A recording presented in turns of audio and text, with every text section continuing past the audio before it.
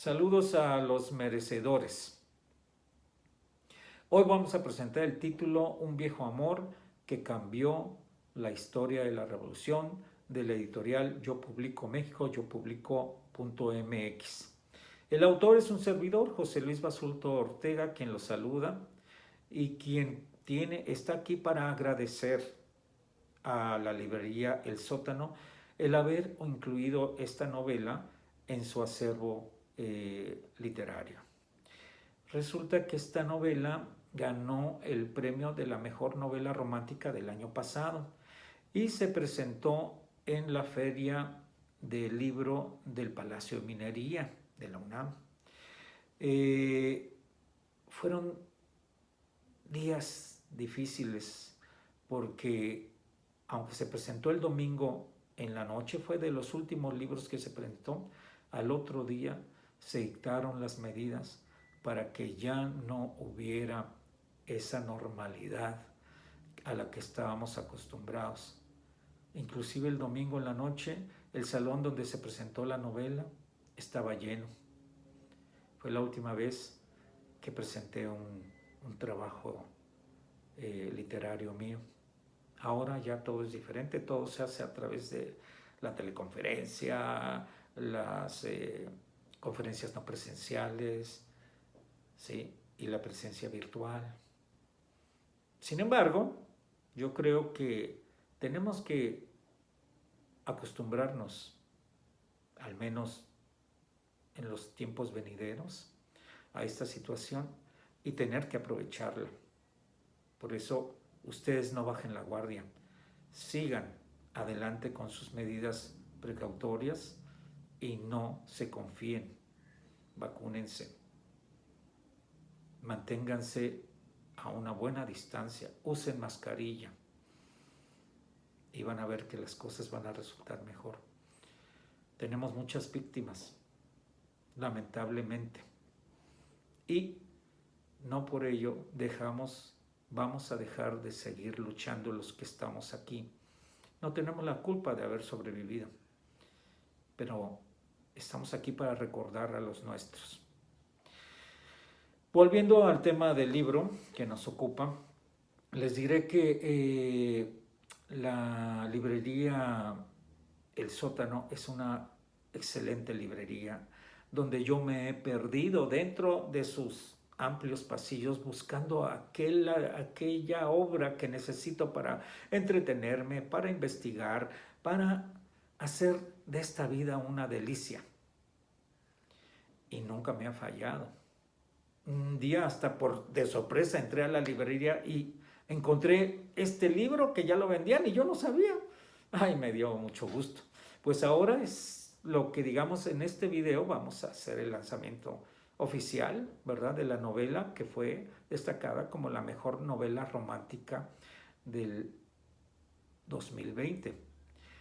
Tal vez el criterio de los jueces fue un criterio idóneo o equivocado, pero los mejores jueces van a ser ustedes cuando la lean.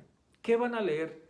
Van a leer una novela romántica sobre todo, histórica y de ficción.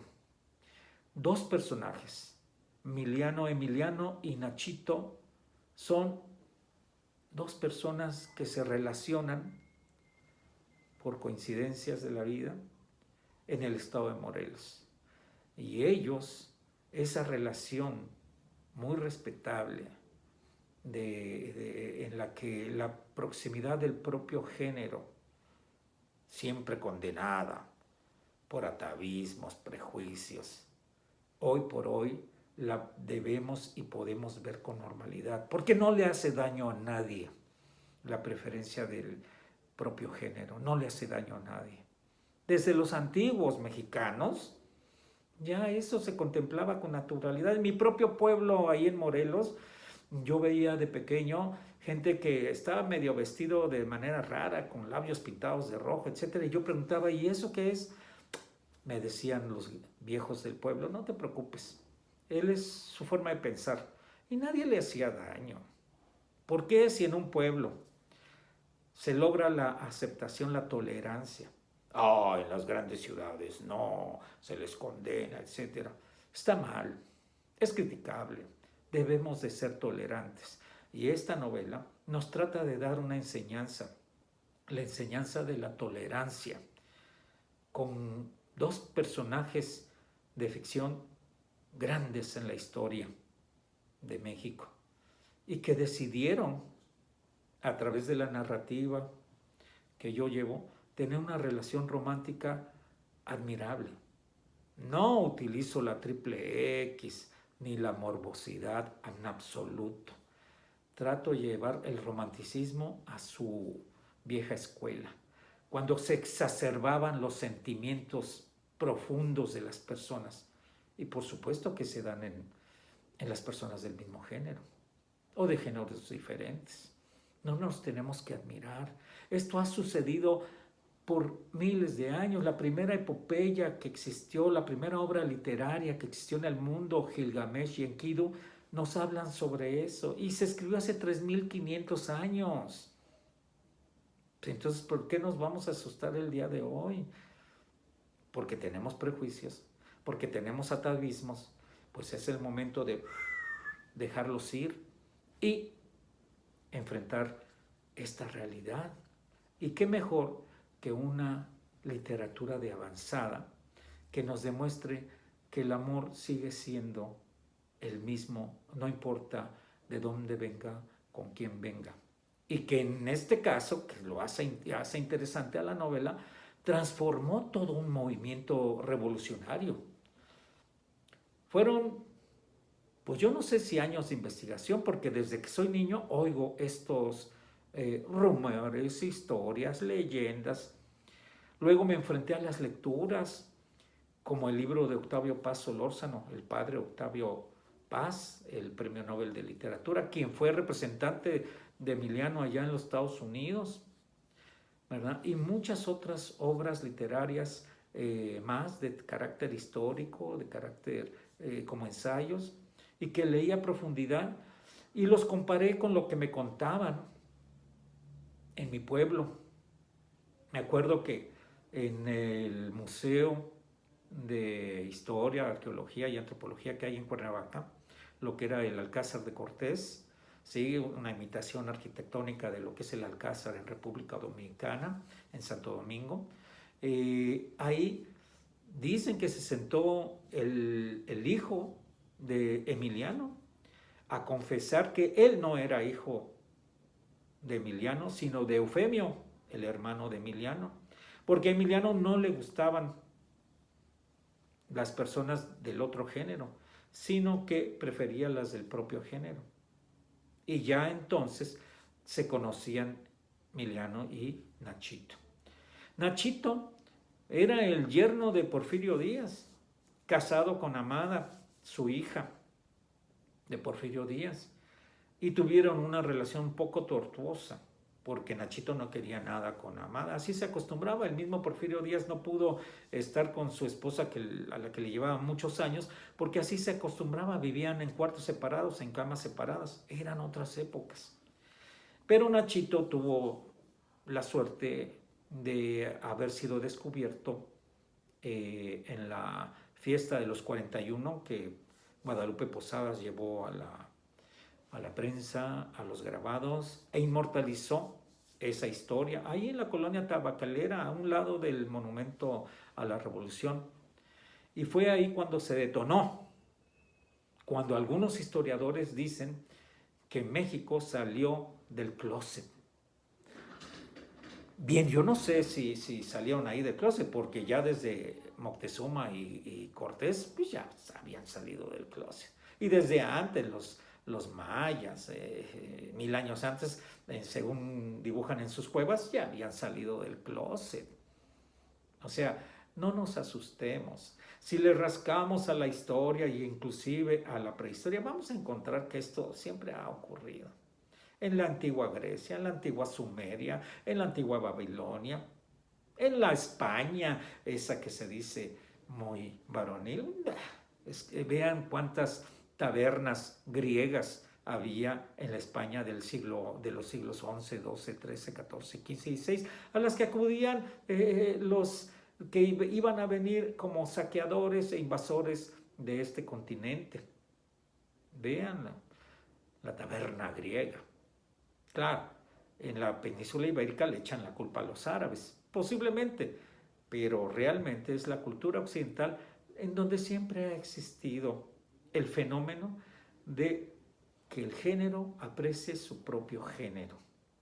Así que recuerdo que en la medida que yo iba escribiendo sobre estos temas, descubrí que el propio Moctezuma, antes de la llegada de los invasores, tenía preferencias de esta índole y no por eso se le iba a juzgar.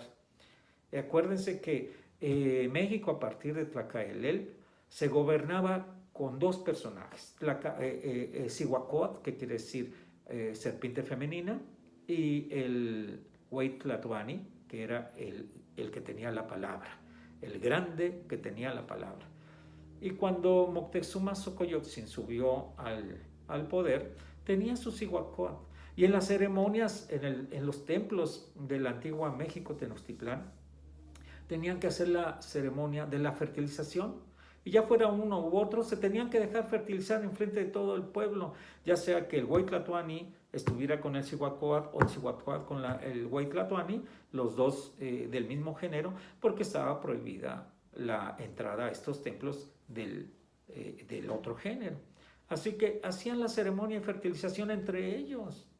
Vean la literatura que se salvó ahí en el estado de Puebla de un gran autor, donde se refiere a estas costumbres y que no menciona a Salvador Novo, lamentablemente, que también es un escritor que escribió mucho sobre este tema. Entonces, este libro nos trae a colación el recuerdo de viejas tradiciones mexicanas que no nos deben de asombrar. Por eso quiero que lean este libro, no para asombrarse, sino para entender lo que es el verdadero amor que se pudieron tener dos viejos personajes. Y por eso el título se llama Un viejo amor, porque es un viejo amor lo que se trata de enaltecer. De ahí que ganara el premio de la mejor novela romántica del año pasado. Porque sin golpes bajos, sin triple X, sin morbosidad, vamos a abordar un tema que nos va a satisfacer, cualquiera que sea nuestra preferencia de género, porque es el momento en que vamos a culminar una relación con esos lazos invisibles que llevamos en el alma, en la sangre, hasta en el tuétano de los huesos, los que nos hace ser seres humanos. Y yo creo que tanto Emiliano como Nachito, antes que nada fueron seres humanos, que vivieron una época de revueltas, de intereses políticos, sí, que dejaron mella en nuestra historia y que nos debe de influir, sí, pero también nos debe influir esa gran pasión que tuvieron uno por el otro y entenderla, reconocerla, aceptarla y sobre todo ser tolerantes. Creo que es el mensaje que yo trato de imprimir en mi novela y es por eso que no tengo empacho en recomendárselas, a despecho de esos grupos que se asombran, que se asustan, ¿verdad?, de que se toque un tema de esta índole.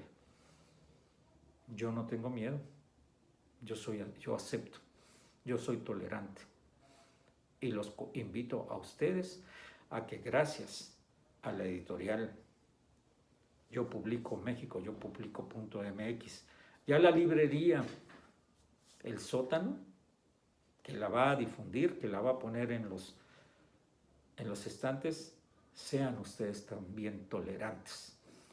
Esa sería mi gran satisfacción como autor, invitarlos a la tolerancia de género y a la no violencia contra estas personas, cualquiera que sea su género. Reciban un abrazo y cuídense, no bajen la guardia.